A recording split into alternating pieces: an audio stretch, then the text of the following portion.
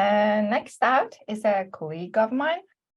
Dr. Elia Gabaron came from Spain to Tromsø to do her PhD in 2012. Elia is a psychologist, and you received your PhD in 2017. Yeah. Currently, Elia works at Østfold University College, but luckily you have a part-time position at our center. So I'll give the word to you. Thank you very much, Erin. I'm very glad that you invite me to this social media open day. I'm going to present today what it was my postdoctoral research project, which it was social media for health promotion in diabetes. So this is a postdoc project that I was working on, and it was several more people involved in this project. Many of them, they are presenting today in this online open day.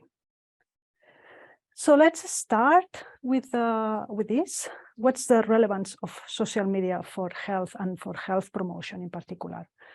So patients associations and patient groups from all around the world are increasingly more present on social media.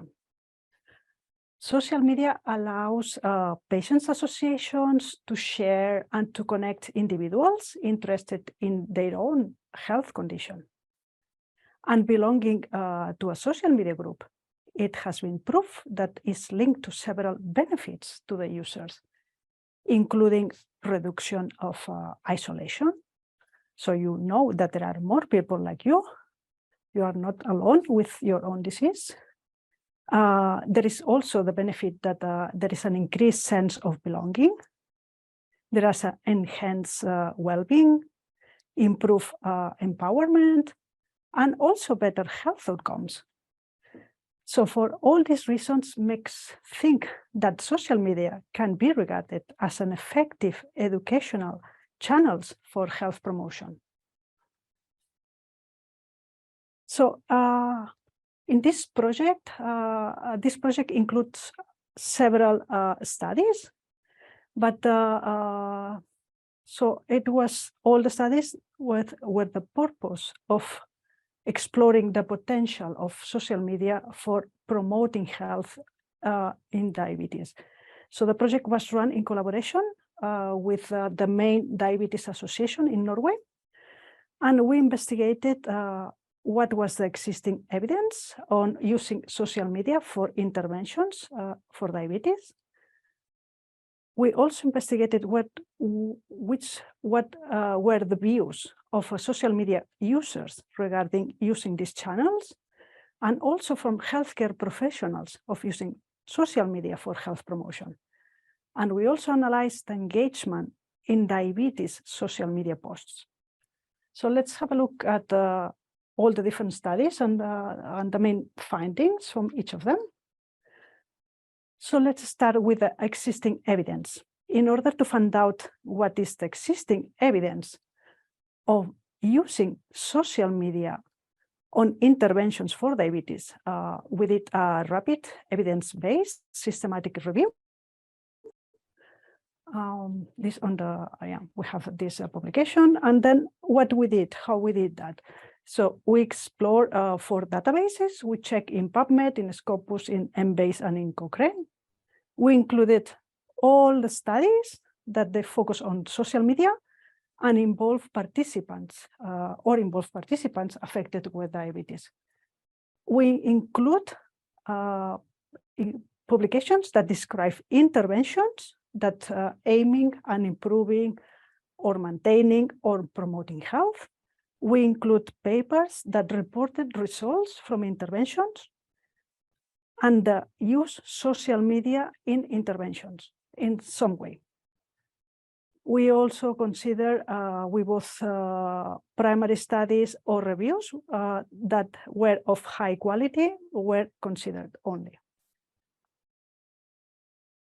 So after checking, this is how many studies we found at the beginning. In the end, we found only 20 publications with adequate quality. So these were the one providing evidence-based findings. So from these 20 publications, we had 3 systematic reviews and 17 primary studies. And what's the evidence? What we know from these studies? So what we know is summarized in this table.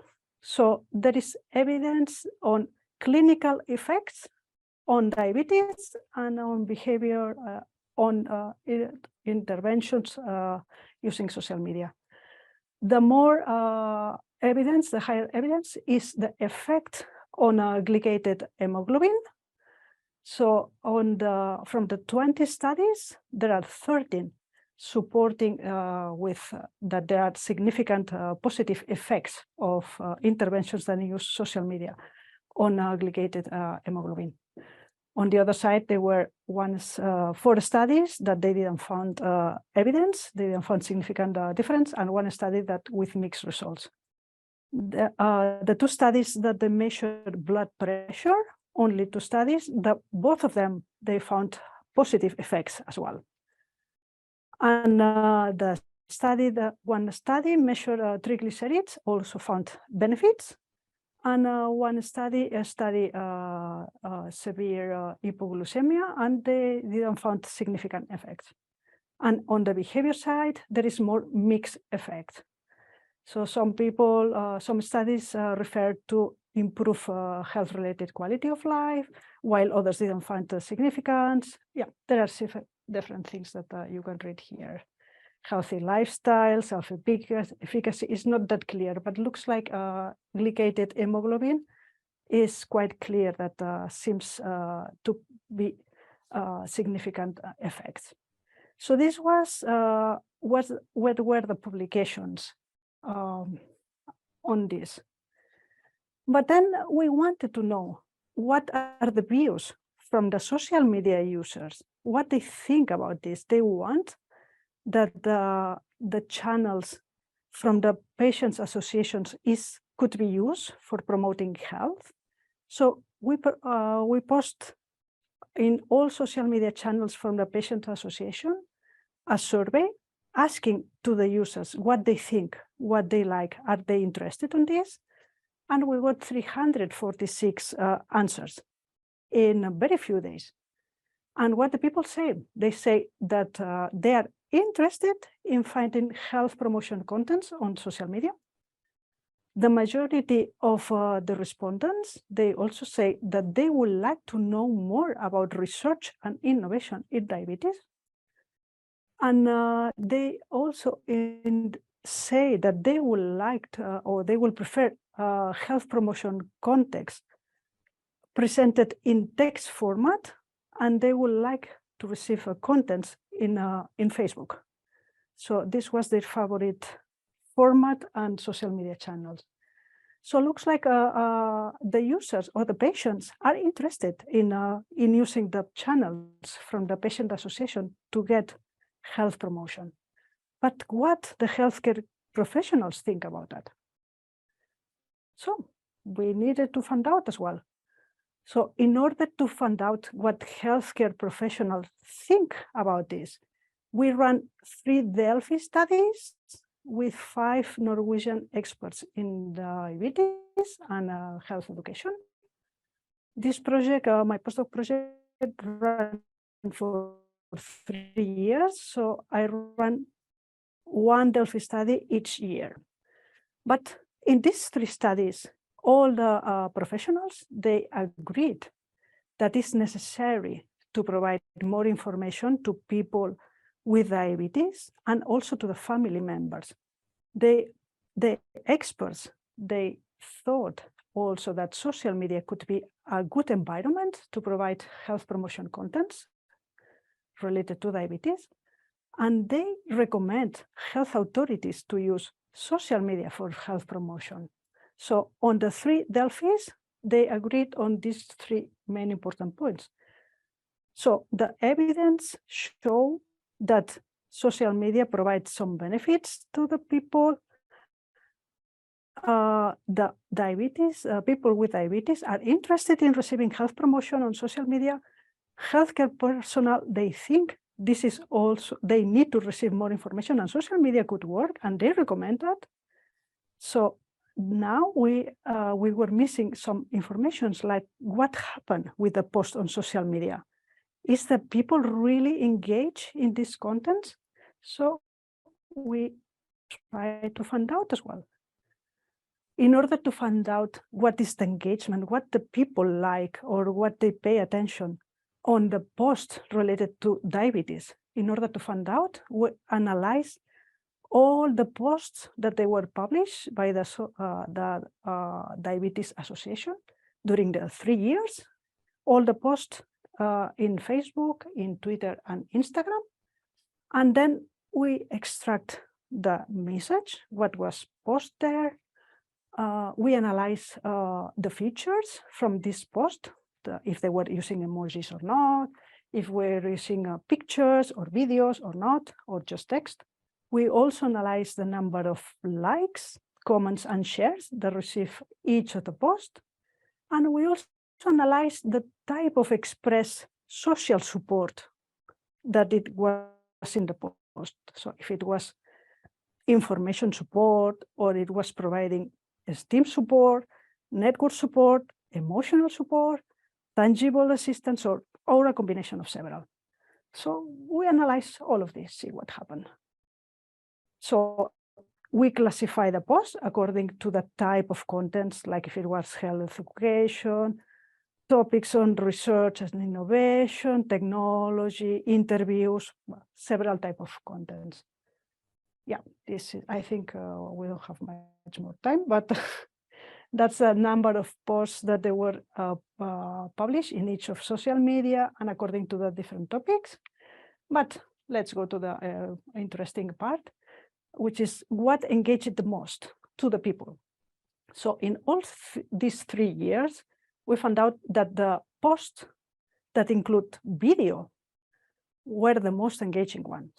So these posts received more likes and more comments. So people like posts with videos.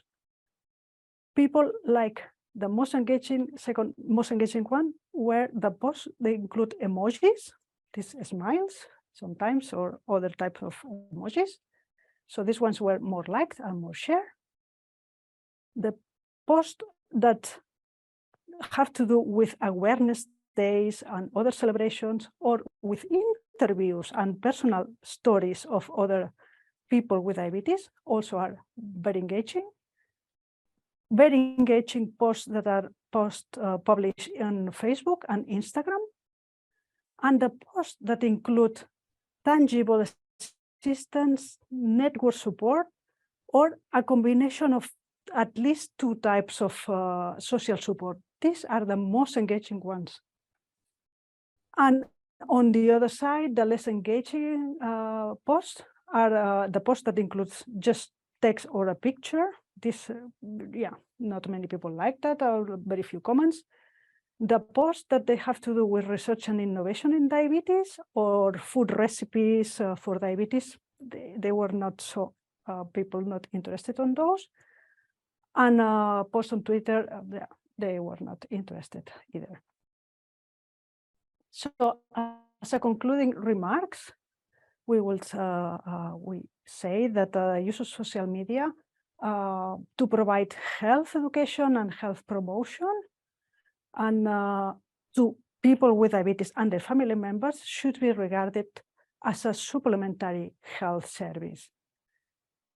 And in case you want to use social media for diabetes-related health promotion, we recommend that you framing this health promotion in contents that are interviews or personal stories, because it's going to be more engaging, that you include emojis on videos on your post, and try to express 2 or more types of social support.